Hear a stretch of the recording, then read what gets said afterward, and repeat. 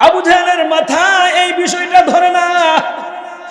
আবু জাহেল বিশ্বাস করতে পারে না, কারণ এতদিন পর্যন্ত আব্দুল্লাহর বেটা মুহাম্মদকে আমরা সত্যবাদী আল আমিন বলেছি। আজকে যে এই কথাটা বললো, এটা একটা অসম্ভব বিষয়, এটা বুঝে আসে না। কয় কি বুঝে আসে না? রাতের অল্প সময়ে জেরুজালেমে যাবে, আবার চলে আসবে, আসতে আর যাইতে সময় লাগে কমসে কম 2 মাস। 2 মাসের রাস্তা আব্দুল্লাহর বেটা মুহাম্মদ রাতের অল্প সময়ে এই কাজ শেষ করে আসবে, এটা আবু জাহেলের বিষ বুঝে আসে না। আবু জাহেল হাত তালি দিয়া কয়, আব্দুল্লাহর বেটা মুহাম্মদ, তোমাকে মিথ্যাবাদী বানানোর জন্য একটা বড় কৌশল পেয়ে গেলাম। এই পয়েন্ট দিয়ে মানুষদেরকে আমি মিথ্যাবাদী তোমাকে বানিয়ে ফেলবো। আমার আপনার নবীজি মুহাম্মাদুর রাসূলুল্লাহ সাল্লাল্লাহু আলাইহি ওয়াসাল্লাম ডাক দিয়ে কই, চাচা আমার, আপনি যান যান, মানুষদেরকে বলেন কোনো অসুবিধা নাই, কারণ রাত্রে বেলা আমার সাথে আল্লাহর সাক্ষাৎ হয়েছে। আবু জাহেল একটা দৌড় দিল, দৌড় দিয়ে চলে গেছে। কয়ে কার কাছে যাবো? কার কাছে গেলে নবীজির কথাটাকে বিশ্বাস করানো যাবে? আবু জাহেল চিন্তা করে কয়, নবীজি কাকে বেশি ভালোবাসে, কাকে বেশি মহব্বত করে? যে লোকটাকে নবীজি বেশি মহব্বত করত, এই লোকটা নবীজির সবচাইতে প্রবীণ বন্ধু, কাছের লোক, মহব্বতের মানুষ। যেই লোকটা সবার আগে কালিমা পড়ে মুসলমান হলেন, লোকটার নাম আফজালুন নাস বাদাল আম্বিয়া, হযরত আবু বকর সিদ্দিক রাদিয়াল্লাহু তাআলা। আবু জাহেল দৌড় দিল আবু বকরের কাছে। আবু বকর, ঘটনা এই, তুমি কি শুনছো? কয় কি ঘটনা? কয় ধরে নাও কোনো মানুষ যদি এই কথাগুলো বলে যে জেরুজালেমে গেল, আবার কাজ করে রাত্রে অল্প সময় চলে আসছে, কথাটা বিশ্বাস করো কিনা? আবু বকর ডাক দিয়ে কয়, কথাটা কে বলছে? কয় তুমি বিশ্বাস করো কিনা? আবু বকর ডাক দিয়ে কয়, আগে বলো কে বলছে? আবু জাহেল কয়, তুমি তো জানো না এমন একটা কথা, তুমি বিশ্বাস করো কিনা? কয় না, বলো কে বলছে? কয় তোমার নবী মুহাম্মদ বলছে। আবু বকর ডাক দিয়া কয়, আবু জাহেল, যেহেতু নবীজি কথাটা বলছে, কথা বুঝতেছে? জোরে সুবহানাল্লাহ বলবেন, রেডি হয়ে থাকেন। আবু বকর ডাক দিয়া কয়, ও আবু জাহেল, কথাটা যেহেতু আমার নবীজি বলছে, এই কথাটার মধ্যে কোনো সন্দেহ নাই, কোনো সন্দেহ নাই। আমার নবীর সাথে অবশ্যই আল্লাহর সাথে সাক্ষাৎ হয়েছে, কোনো সন্দেহ নাই, এটা আমি বিশ্বাস করেছি। ও আবু জাহেল, তোমার কথা মিথ্যা, আমার নবীজি বলছেন এটাই সত্য কথা। আবু জাহেল কিন্তু নবীজির কাছে কোনো পাত্তা পেল না। আবু জাহেল আবু বকরের কাছে কোনো সুযোগ পেল না। অন্য দিকে দৌড় দিছে আবু জাহেল, আর আবু বকর দৌড় দিছে নবীর দিকে। নবীজি বুঝারা বাকি নাই, আবু জাহেল তো গেলে সবার আগে আমার প্রিয় বন্ধুর কাছে যাবে। নবীজি ঘর থেকে বের হন না, তাকায় দেখেন আবু বকর চলে আসতেছে। নবীজি বড় চিন্তা করতে লাগলেন, না জানি আবু জাহেল আমার আবু বকরকে কোন উল্টা পাল্টা বুঝাই ফেলাইছে। নবীজি টেনশনে পড়ে গেলেন। আবু বকর ভিতরে ঢুকলেন। ঢুকার পরে নবীজি ডাক দিয়া কয়, ও আবু বকর, তুমি আমার কাছে এসে বসো, আমি তোমাকে বুঝাই বলি।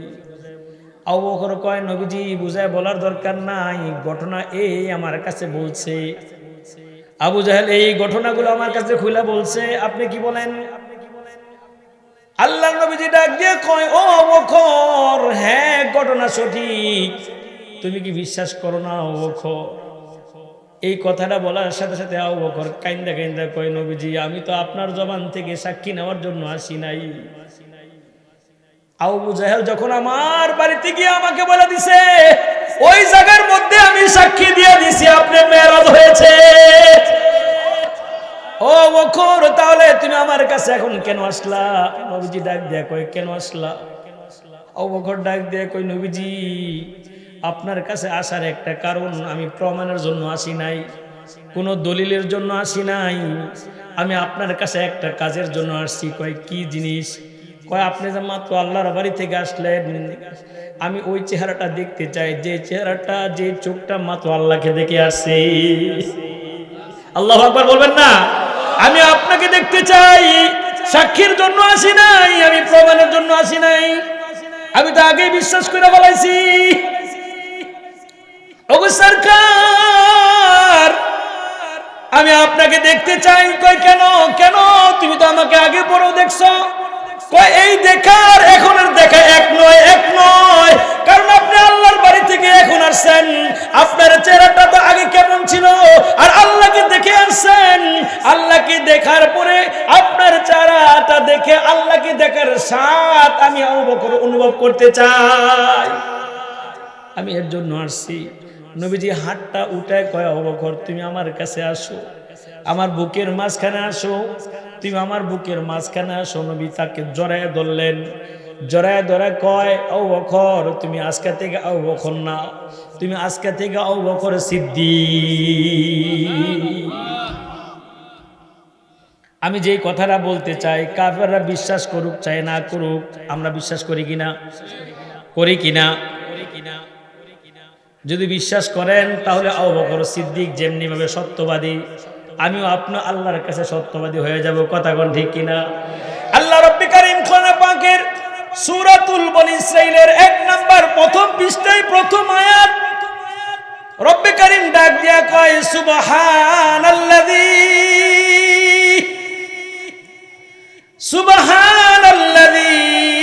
আসরা বিআবদিহি লাইলান মিনাল মাসজিদিল হারাম ইলাল মাসজিদিল আকসা। মসজিদে হারাম থেকে মসজিদে আকসা পর্যন্ত ভ্রমণ কে করাইলেন? মসজিদে হারাম থেকে আকসা পর্যন্ত এই জায়গাটার এটুক সরাসরি আল্লাহ কোরআনে আলোচনা করেছেন। কেউ যদি অবিশ্বাস করে সে সরাসরি কাফের হয়ে যাবে। এটা অবিশ্বাস করা মানে আল্লাহর কোরআনকে অবিশ্বাস করা। আল্লাহ পাক ইলাল মসজিদিল আকসা, ইলাল মসজিদে হারাম থেকে ইলাল মসজিদিল আকসা এই পর্যন্ত এই আলোচনাটা কোরআনে সরাসরি আল্লাহ তুলে ধরেছেন। আবু জাহেল যা চলে গেছিল অন্যদিকে, মনে আছে কথাটা? আবু জাহেল কোথাও পাত্তা পায় নাই, কোথাও সুযোগ পায় নাই। এবার আবু জাহেল ঘুরে নবীজির কাছে চলে আসছেন। নবীজির কাছে এসে ডাক দিয়ে কয়, আবু জাহেল ডাক দিয়ে কয়, আব্দুল্লাহর বেটা মুহাম্মদ, সত্যি কি তুমি আল্লাহর বাড়িতে গেছো? কহ আমি গেছি। আচ্ছা আল্লাহর বাড়িতে গেলা এটা পরের বিষয়, আসমানগুলো পরের বিষয়, এটি তো আমার জানা নাই। তবে বাইতুল মুকাদ্দাসের ব্যাপারটা আমার জানা আছে। বাইতুল মুকাদ্দাস যে তুমি গেলা, আমার কয়েকটা প্রশ্ন আছে। প্রশ্নের জবাব যদি দিতে পারো তাহলে বুঝবো তুমি গেছো। আল্লাহর নবীজি কয়, কি প্রশ্ন আপনি করেন? কথা বুঝতেছেন? তুমি যে গেছো আমার কয়েকটা প্রশ্ন আছে। কয় কি প্রশ্ন? এ আব্দুল্লাহর বেটা মোহাম্মদ, আমাদের বাতিজা, তুমি যে বাইতুল মুকাদ্দাসে গেলা, উঠতে গিয়া যায় কয় সিঁড়িগুলি দেখলা, এখানে কয়টা সিঁড়ি আছে, কয়টা ধাপ আছে, সামনের মূল ফটকটা কতটুকু বড়, ডান বাম পাশে কয়টা দরজা আছে, দুই সাইডে কয়টা জানালা আছে, একটু আমাকে বলো। এই প্রমাণ যদি তুমি দিতে পারো তাহলে বিশ্বাস করো তুমি গেছো। আচ্ছা এখন বলুন তো, যদি নবীজি নাই বলতে পারেন তার মানে নবীজি গেছেন না?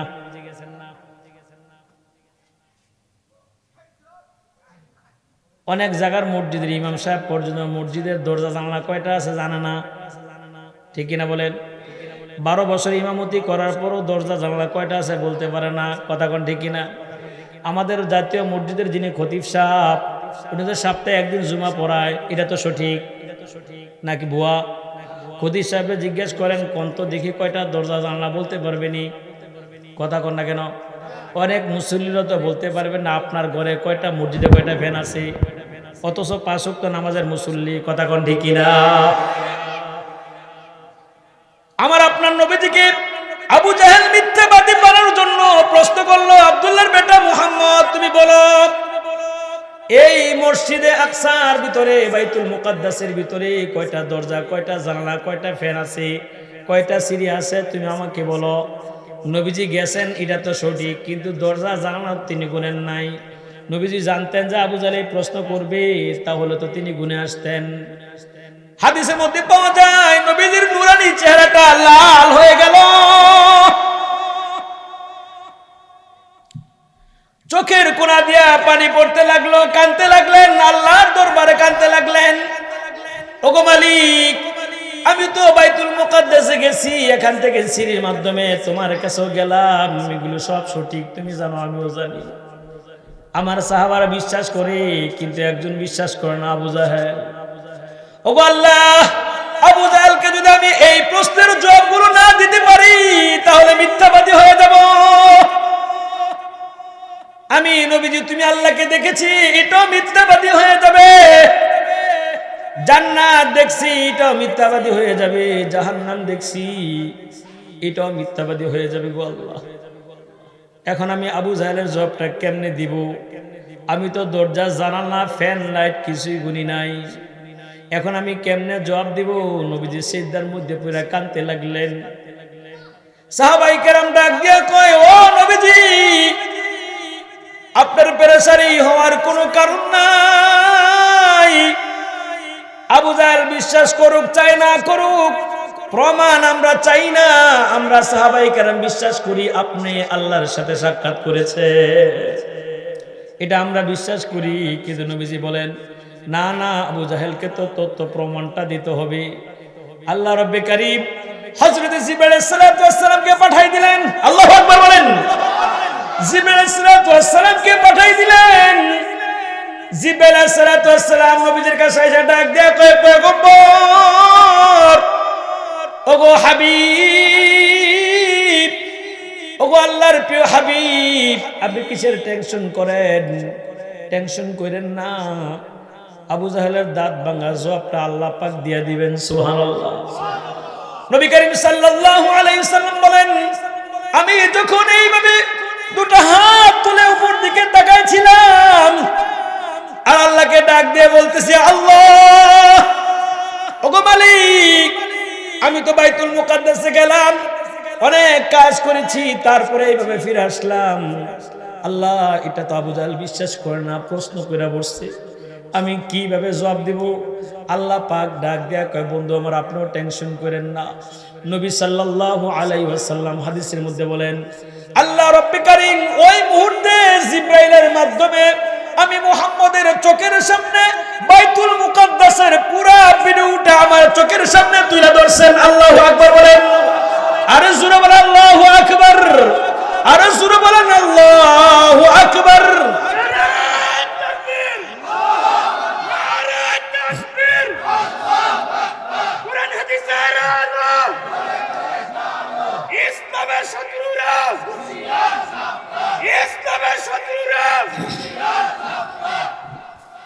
নবী করিম সাল্লাল্লাহু আলাইহি ওয়াসাল্লাম বলেন, ফাজাল্লাল্লাহু লি বাইতুল মুকাদ্দাস, ফাজাল্লাল্লাহু লি বাইতুল মুকাদ্দাস, ফাতুবিখতু উখবিরুহুম আন আয়াতিহি ওয়া আনা আনজুর ইলাইহি। আল্লাহ আমার চোখের সামনে বাইতুল মুকাদ্দাসটা তুলে ধরলেন আর আমি গুনে গুনে বলতেছি, আবু জাহেল, তুমি প্রশ্ন করছিলে কি আমাকে, এখন বলো। আবু জাহেল ডাক দিয়ে কয়, কয়টা দরজা আছে? আল্লাহ নবীজিকে আমি তাকায় দেখতেছি, আমার চোখের সামনে বাইতুল মুকাদ্দাসটা আল্লাহ তুইলা ধরছেন আর ঘুরাইতেছেন। আমি বললাম, সর্বমোট এতটা দরজা আছে। আল্লাহু আকবার। আর কি জানতে চাও? কয়টা জানালা আছে? নবীজি বলেন, উত্তর সাইডে এতটা জানালা আছে, পূর্ব সাইডে এতটা জানালা আছে, দক্ষিণ সাইডে এতটা জানালা আছে। আর কি জানতে চাও? সিঁড়ি কয়টা আছে? নবীজির চোখের সামনে বাইতুল মুকাদ্দাসের সিঁড়িগুলো তুলে ধরলেন।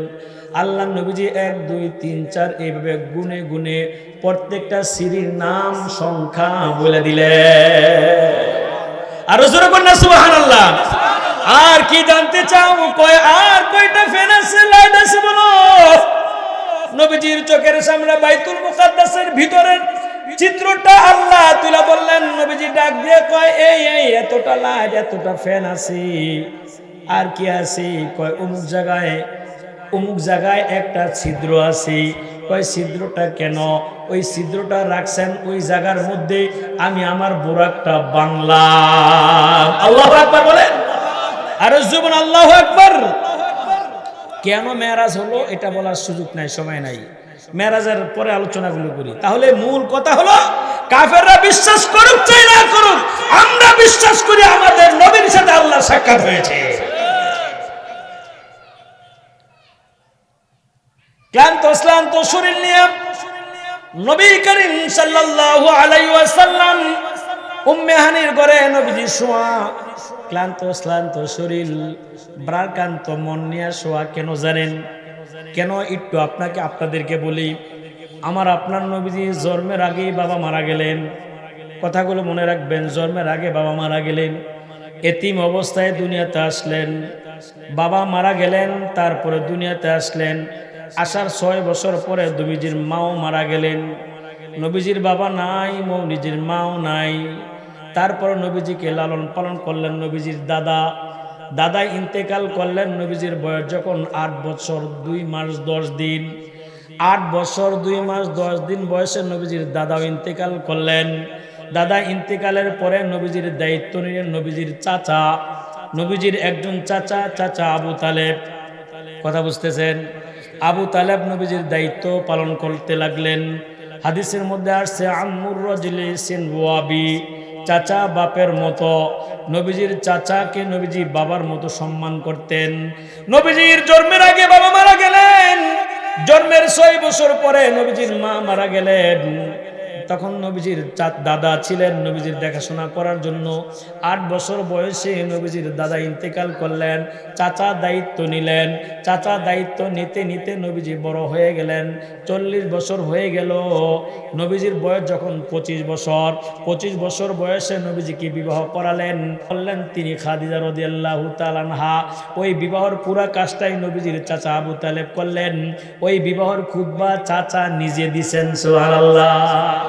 এইভাবে নবীজির বয়স হয়ে গেল 40 বছর। 40 বছর বয়সে নবীজি আনুষ্ঠানিকভাবে নবুয়ত প্রাপ্ত হলেন। নবী হওয়ার পরে সবাইকে দাওয়াত দিলেন।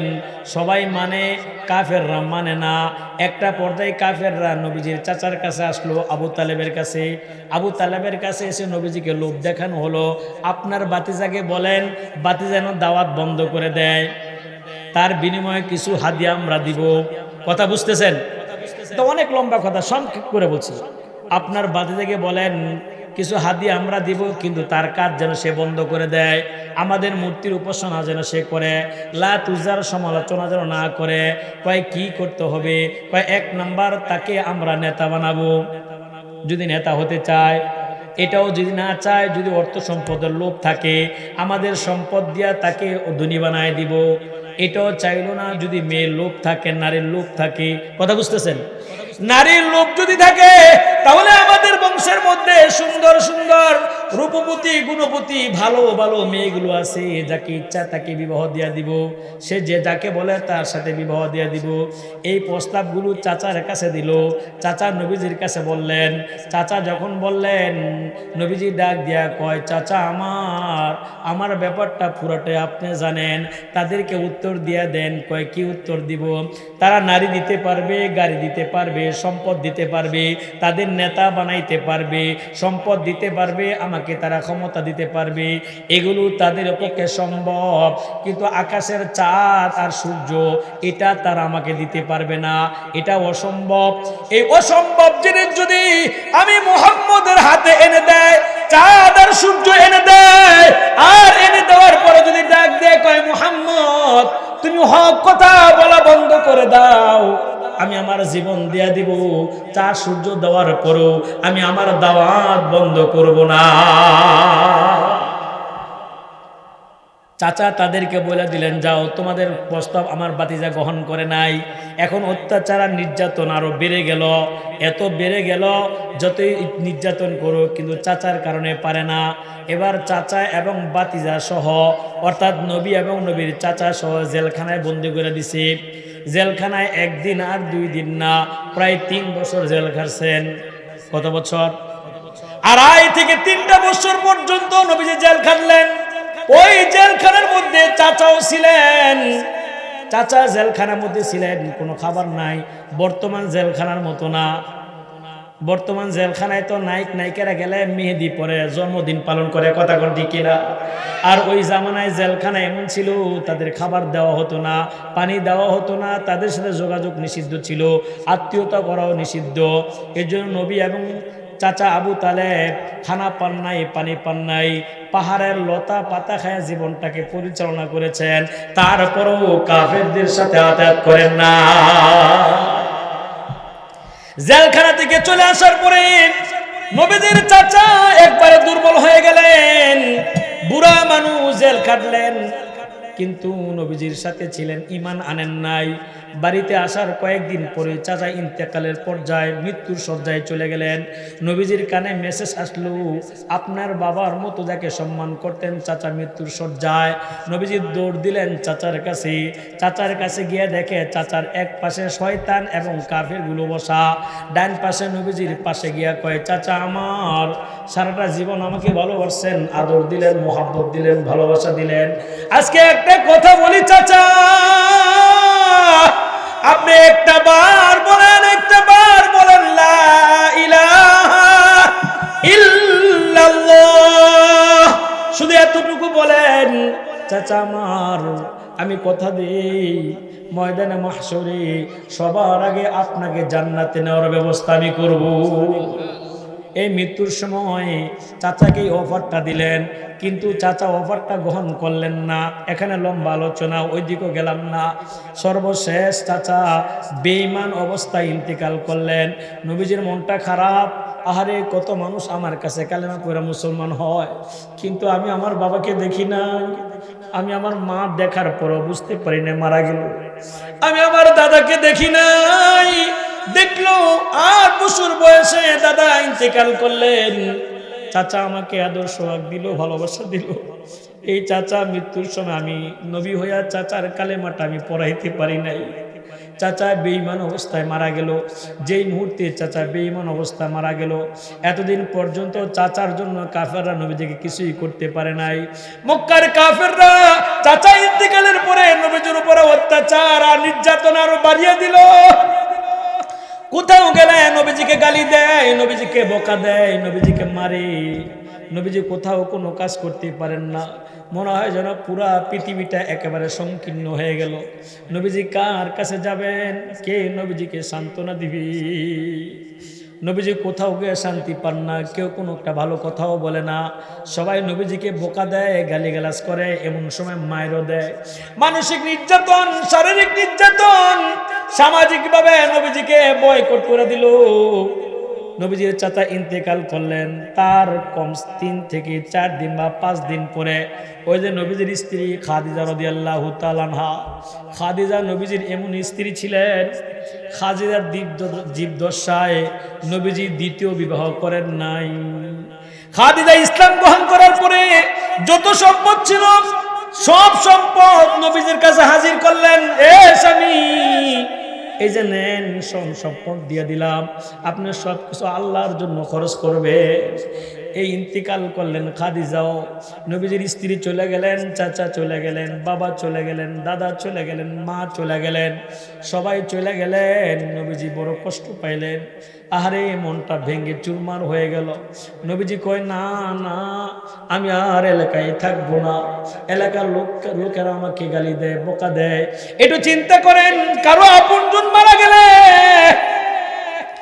আশেপাশের সমাজের লোকেরা এসে কবর খনন করে, তাকে সহযোগিতা করে, তাকে বিভিন্ন সময় তাকে সান্ত্বনা দেয়, তার সমবেদনা প্রকাশ করে, কিন্তু নবীজিকে সান্ত্বনা দেয় নাই, নবীজির সাথে সমবেদনা প্রকাশ করে নাই।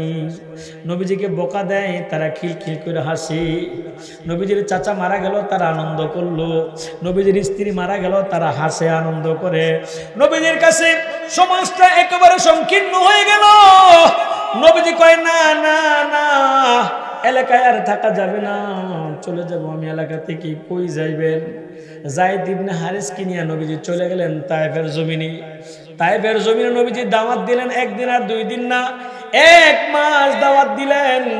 1 মাস দাওয়াত দেওয়ার পরে একজন লোক কালেমা গ্রহণ করে নাই।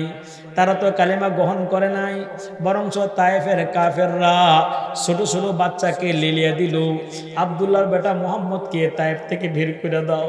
ছোট ছোট বাচ্চারা মিছিল করে, আর আমার আপনার নবীজির গায়ের মধ্যে পাথর মারে আর পাথর মারি। 1 মাস পরে এলাকা থেকে বের করে দেয় আর পাথর মারে, কয় পাগল, যা যা যা, আমাদের সমাজ থেকে বের হয়ে যা। ছোট ছোট বাচ্চারা পাথর মারার বের করে দেয়। জায়েদ ছিলেন সফর সঙ্গী। জায়েদ তাকায় দেখে রহমাতাল লিল আলামিনের গায়ে পাথরের নিক্ষেপ, পাথরের আঘাত। কলিজার নবীকে এত আঘাত জায়েদ সহ্য করতে পারলেন না। হযরতে জায়েদ নবীজিকে সেভ করার জন্য সামনের দিক থেকে পাথর মারে, নবীজিকে সেভ করার জন্য সামনের দিকে ডাল হয়ে যান, আবার পিছন দিক থেকে পাথর মারে, পিছনে ডাল হয়ে যায়। ডান দিক থেকে পাথর মারে, ডান দিকে ডাল হয়ে যায়। বাম দিক থেকে পাথর মারে, বাম দিকে ডাল হয়ে যান। পাথরে আঘাত খাইতে খাইতে জায়েদ কত বিক্ষত হয়ে গেলেন, জমিনের মধ্যে বেহুশ হয়ে পড়ে গেলেন। জায়েদ ডাক দিয়ে কই, নবীজি আমার সাধ্য অনুযায়ী আমি চেষ্টা করেছি, এবং নবীজির সিরিয়াল চলে আসলো। নবীজির গায়ে যখন বৃষ্টির মতো পাথর আসতেছে, নবীজি মাথার মধ্যে হাত দিয়া দাঁড়ায় গেলেন। যে মুহাম্মদ মুহূর্তে দাঁড়ায় গেলেন, ওই পাথর মারতে শুরু করলো। তাইবের বাচ্চারা জোরে পাথর মারে, নবীজি বসে গেলেন যেন তাদের পাথর মারাটা কমে যায়। এবার জোরে পাথর মারতেছে, নবীজি এবার শুয়ে গেলেন। শোয়া অবস্থায় তারা পাথর মারতে লাগলো। তাইবের বাচ্চারা এসে নবীজির হাত ধরে কয়, পাগল ওঠ। নবীজি ডাক দিয়ে কয়, আমি উঠতে পারি না, না উঠলে তারা আমাকে মারে। আমি বাধ্য হলাম ওঠার জন্য, তারা আমার হাত ধরে জোর করে উঠাই দিল। এবার কয়, পাগল দাঁড়া, আমি দাঁড়াইতে পারি না, না দাঁড়াইলে তারা আমাকে মারে। আমি দাঁড়াইলাম, এবার পাথর নিয়ে কয়, পাগল দৌড়া। আমি মুহাম্মদ দৌড়াইতে পারি না, না দৌড়াইলে তারা আমাকে জোরে জোরে পাথর মারে। পাথর মারতে মারতে আমার শরীরটাকে ক্ষত বিক্ষত করে দিল। বিভিন্ন জায়গা থেকে রক্তগুলো বের হতে লাগলো। ও মন ভালো করে শুনেন, নবীজি রক্তগুলো দেখতেছেন, নবীজির শরীর থেকে রক্তগুলো বের হতে লাগলো। আমার আপনার নবীজি পাগড়ির একটা শ্যামলা দিয়া, পাগড়ির কোনা দিয়া, রুমাল দিয়া রক্তগুলো পরিষ্কার করেন, পরিষ্কার করেন। আর ডাক দিয়ে কয়, আমি তোমাদের প্রাণের নবী, আমি তোমাদের দয়াল নবী, আমি রহমাতাল লিল আলামিন, তোমরা আমাকে মেরো না। আমি তোমাদের বদদুয়ার জন্য আসি নাই, আমি তোমাদেরকে ধ্বংস করার জন্য আসি নাই, আমি তোমাদের ভালোর জন্য আসছি, তোমরা আমাকে মেরো না। তারা জোরে পাথর মারে, নবীজি পাগড়ি দিয়া রক্তগুলো পরিষ্কার করেন। হাত ডাক দিয়া কয়, এই রক্তর এক ফোঁটা রক্ত যদি আল্লাহর জমিনে পড়ে, আমি পয়গম্বরের এক ফোঁটা রক্ত যদি আল্লাহর জমিনে পড়ে, তাহলে এই জমিন আর সবুজ শ্যামল ঘাস কখনো হবে না, এই জমিন থেকে কখনো ফসল আসবে না। এর জন্য একটা ফোঁটা রক্ত যেন জমিনে না পড়ে, নবীজি পাগড়ির শ্যামলা দিয়া পরিষ্কার করেন। আর দোয়া করেন, আল্লাহুম্মা গফিরলি লিকওমি ফাইন্নাহুম লা ইয়ালামুন, আল্লাহুম্মা গফিরলি লিকওমি ফাইন্নাহুম লা ইয়ারজিউন। আল্লাহ, তারা আমাকে বুঝে না, আমাকে চিনে না, না বুঝে না চিনে আমার গায়ে পাথর মারে। আল্লাহ, তুমি তাদের ভুলগুলো মাফ করে দিও। সুবহানাল্লাহ। নবীজি কয়, আমাকে তারা দৌড়ায়, আমি দৌড়াইতে লাগলাম। জোরে দৌড়াইলে জোরে পাথর মারে, আস্তে দৌড়াইলে জোরে পাথর মারে। এইভাবে আমি দৌড়াইতে লাগলাম। দৌড়াইতে দৌড়াইতে একটার দুইটা মাইল নয়, আমি নবীজি 9টা মাইল পর্যন্ত দৌড়াইলাম। ওই তায়েফ থেকে আমি মন ক্ষীণ অবস্থায়, আমি মনোবল হারিয়ে আবার এলাকায় চলে আসলাম। চাচা মারা গেল, স্ত্রী মারা গেল, তাইফে চলে গেলাম, তারও আমাকে মাইরা পাঠাই দিল। আমি কই যাব? এর জন্য মেহানির করে নবীজি ক্লান্ত শ্লান্ত শরীর নিয়ে শুয়ে আছেন, সাহাবাই কেরাম বসা। সাহাবারা ডাক দিয়ে কয়, হাবিব, আপনি কেন এই মন চেহারা, এত সুন্দর চেহারা কেন দুশ্চিন্তার ছাপ, চোখের কোনা দিয়া পানি বের হয়, এত সুন্দর চেহারা, এই চেহারা দেখে আমরা অভুক্ত থাকতাম, ক্ষুধা ভুলে যাইতাম। সুবহানাল্লাহ। একদিন সাহাবী ডাক দিয়া কয়, হাবিব, এই চেহারা দেখে দেখে কখনো ক্ষুধা লাগলে আপনার কাছে আসতাম, আর আপনার কাছে আয়সা যখন বসতাম আপনি ডাক দিতেন, মুস্কি একটা হাসি দিয়ে ডাক দিতেন, আপনার হাসিটা দেখার সাথে সাথে আমরা আমাদের ক্ষুধাগুলো আমরা ভুলে যাইতাম। আজকে এই চেহারা থেকে হাসি নাই, এই চেহারার মধ্যে হাসি নাই। আপনি আজকে আমাদের সামনে মজার মজার কথা বলেন না কেন? ও হাবিব, আল্লাহর প্রিয় বন্ধু, আপনি আমাদের সাথে একটু কথা বলে, আপনি আমাদের সাথে একটু হাসি। সুন্দর চেহারার মধ্যে দুশ্চিন্তার ছাপ দেখা যায়, নবীজির চোখের কোনা দিয়ে পানি বের হয়। আরে আমি কার কাছে যাব? কে আমার দাওয়াতটা গ্রহণ করবে? তায়েব থেকেও বের করে দিল, বাবা নাই, মা নাই, চাচা নাই, দাদা নাই, আপনজন স্ত্রীও নাই, চলে গেলেন সবাই। আমি বড় অসহায় হয়ে গেলাম, কে আমার দাওয়াতটা গ্রহণ করবে? আমি কার কাছে কালেমার দাওয়াত নিয়ে যাব? আর মক্কার সব লোকেরা এক হয়ে গেছে আমার বিরুদ্ধে, সব লোক এক হয়ে গেছে আমার বিরুদ্ধে। আমি এখন কি করব? আর সে আজিমে আল্লাহ পাক ডাক দিয়ে কয়, বন্ধু আমার, ও বন্ধু আমার, এই মুহূর্তে দুনিয়ার কোনো জিনিস দিয়ে আপনাকে সান্ত্বনা দেওয়ার জিনিস নাই। আপনাকে দুনিয়ার কোনো জিনিস দিয়ে আমি সান্ত্বনা দিব না। আমি আল্লাহ এই মুহূর্তে আপনাকে সরাসরি আমি সাক্ষাৎ দিতে চাই। জোরে কর না সুবহানাল্লাহ। আল্লাহর পক্ষ থেকে জিবরাইল চলে আসছেন। জিবরাইল এসে দেখেন নবীজি ঘুমায়। আল্লাহু আকবার বলেন। যারা নবী তাদের চোখ ঘুমায়, অন্তর জাগ্রত। জিবরাইল এসে নবীজির পাশে বসা, কেমনে ডাক দিবেন? পায়ের কাছে যায়, কেমনে ডাক দিবেন? ইতিহাসের মধ্যে পাওয়া যায় জিবরাইল এসে তার মুখটা আমার আপনার নবীজির পায়ের মধ্যে লাগাই দিয়েছেন। সুবহানাল্লাহ। যেই মাত্র ঠান্ডা অনুভব করলেন, হঠাৎ করে নবীজির চোখটা খুললেন। চোখটা খুলেই তাকায় দেখে জিবরাইল। ভাই জিবরাইল, তোমার আসার কারণ কি? কয় আসছে একটা খুশির সংবাদ আছে।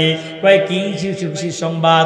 কয় এতক্ষণ পর্যন্ত আপনি হাসেন না, চেহারার মধ্যে দুশ্চিন্তার ছাপ।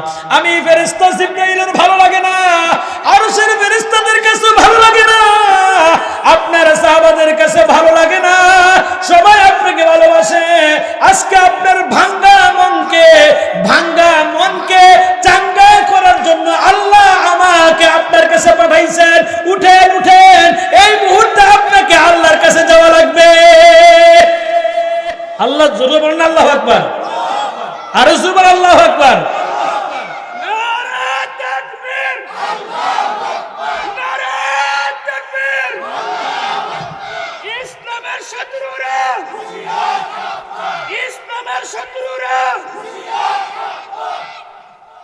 নবীজি উঠলেন, উঠে তোহারাত অর্জন করলেন।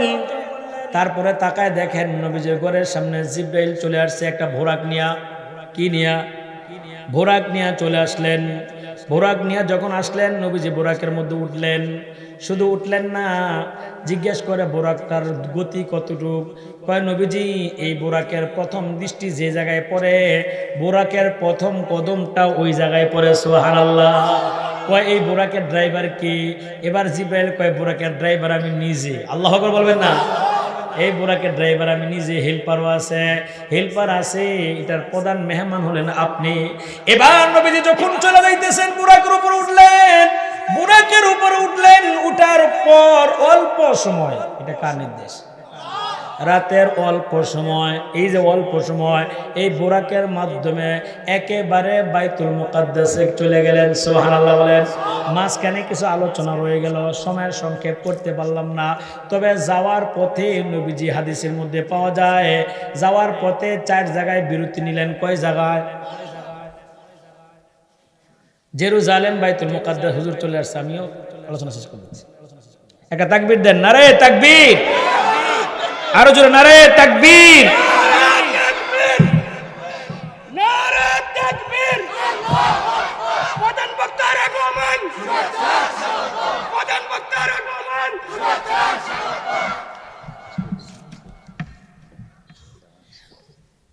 বাইতুল মুকাদ্দাসে গেছেন, ঠিক আছে। তারপর ওইখানে গেলেন, গিয়া দেখেন বাইতুল মুকাদ্দাসের ভিতরে, বাইতুল মুকাদ্দাসের ভিতরে আল্লাহ রব্বে কারীম অসংখ্য অগণিত নবীরা দাঁড়ায় আছে, তারা কাতার বন্দী হয়ে দাঁড়ায় আছে।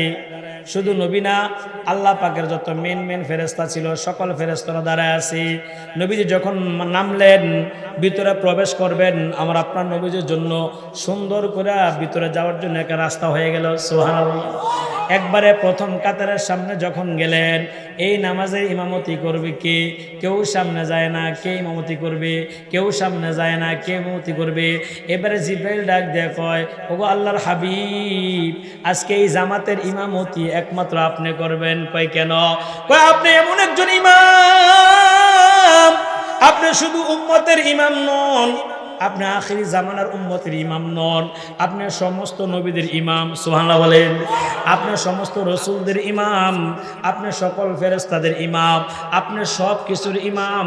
ইমাম মানে নেতা, ইমাম মানে কি? নেতা। এই যে যান, আজকে বিশাল জামাতের একমাত্র ইমাম হলেন আপনি। সুবহানাল্লাহ বলেন। নবীজি নামাজের ইমামতি করলেন, 2 রাকাত নামাজ পড়ালেন। ওইখানে পড়ানোর পরে ডাইন পাশে একটা অনুষ্ঠান হলো। ওই অনুষ্ঠানের প্রধান অতিথি ছিলেন আমার আপনার নবীজি, সভাপতি ছিলেন আদম আলাইহিস সালাতু ওয়াস সালাম। সুবহানাল্লাহ বলেন। সবাইকে একটা পরিচয় অনুষ্ঠান হয়ে গেল। তারপরে বাহিরে বের হলেন। বাহিরে বের হয়ে দেখেন একটা সিঁড়ি আসছে। সিঁড়ি মানে মেরাজ। এই মেরাজ এটা আরবি শব্দ, বাংলা মানে হলো ঊর্ধ্ব গগনের সিঁড়ি। উপরে উঠার একটা সিঁড়ি আসছে। এই সিঁড়ির উপরে উঠলেন, কথা বুঝতেছেন? সিঁড়ির উপরে উঠলেন, রাতের অল্প সময় একেবারে প্রথম আসমান, দ্বিতীয় আসমান, তৃতীয় আসমান, চতুর্থ আসমান, পঞ্চম আসমান, ষষ্ঠ আসমান, সপ্তম আসমান, তারপরে সিদরাতুল মুনতাহা, বাইতুল মামুর, তারপরে আরশ আজিম, তারপরে একবারে আল্লাহ পর্যন্ত চলে গেলেন। সুবহানাল্লাহ।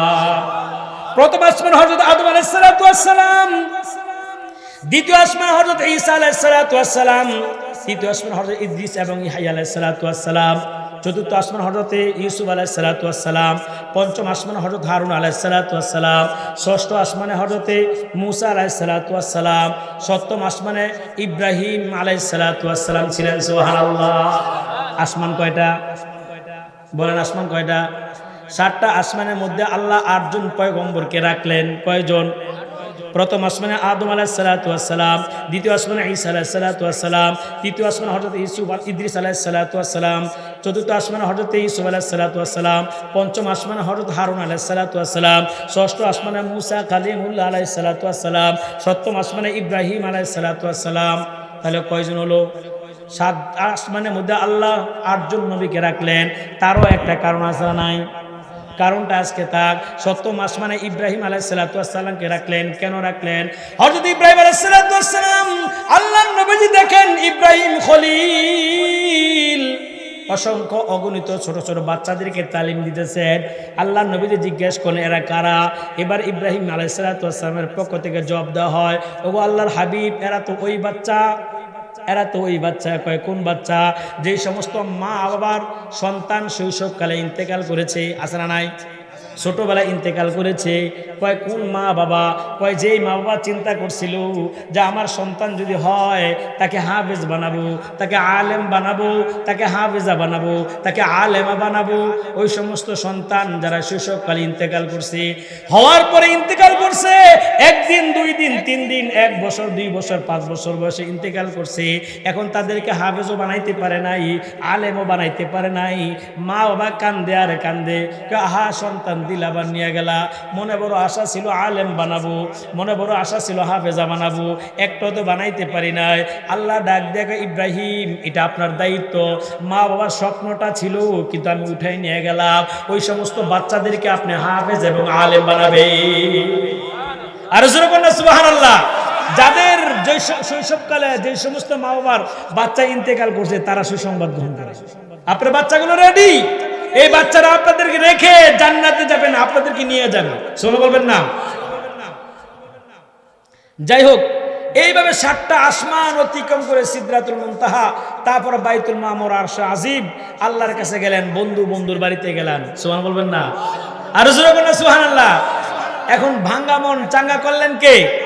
আরো সময় কে করলেন? ওইখান থেকে হাদিয়া নিয়ে আসলেন। হাদিয়ার মধ্যে একটা হাদিয়া ছিল নামাজ। কি? যাই এতটুকুই থাক, সময় সংক্ষেপ, অল্প সময়ের মধ্যে বিক্ষিপ্ত কিছু কথা বললাম। মেরাজ সংক্রান্ত অনেক লম্বা আলোচনা, 7টা আসমান, প্রত্যেকটা আসমানে এক একজন করে, চতুর্থ আসমানে 4 জন নবী, ইদ্রিস এবং ইয়াহইয়া আলাইহিস সালাতু ওয়াস সালাম। 7টা আসমানের মধ্যে 8 জন পয়গম্বর রাখছেন, তার কারণ আছে, লম্বা কারণ আছে। এক একটা আসমান আলোচনা অনেক লম্বা সময়ের ব্যাপার, যদি কখনো কোনো সময় সুযোগ হয় আলোচনা করব। যাই হোক, মূল কথা হচ্ছে কাফেররা বিশ্বাস করুক চাই না করুক, আমাদের নবীর মেরাজ আল্লাহর সাথে হয়েছে, আমরা বিশ্বাস করি কিনা? আল্লাহ আমাদের সবাইকে বুঝার, মানার, আমল করার তৌফিক দান করেন। সবাই বলেন আমিন। আরেকটু জোরে বলেন আমিন। ওয়া আখিরু দাওয়ানা আলহামদুলিল্লাহি রাব্বিল আলামিন। আসসালামু আলাইকুম ওয়া রাহমাতুল্লাহ।